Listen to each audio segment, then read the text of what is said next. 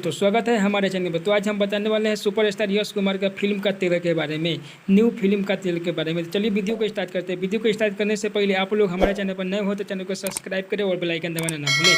तो चलिए वीडियो को स्टार्ट करते हैं। यश कुमार का बहुत ही ब्लॉकबस्टर हिट फिल्म का ट्रेलर आने वाला है। तो जानिए कब किस चैनल पर यह फिल्म का ट्रेलर रिलीज होने वाला है।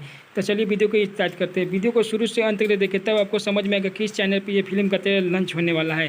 तो आप लोग वीडियो को भगा भगा कर नहीं देखिएगा, तो कुछ भी समझ में नहीं आने वाला है। वीडियो को शुरू से अंत तक देखें, तब वीडियो को शुरू से अंत तक देखें, तब आपको समझ में आएगा किस चैनल पर यह फिल्म का ट्रेलर आने वाला। फिल्म का नाम है थोड़ा गुस्सा थोड़ा प्यार। हाँ दोस्तों, फिल्म का नाम है थोड़ा गुस्सा थोड़ा प्यार। तो आप लोग बहुत ही ब्लॉकबस्टर कॉमेडी से भरपूर ये फिल्म है। तो आप लोग देखना ना बोले।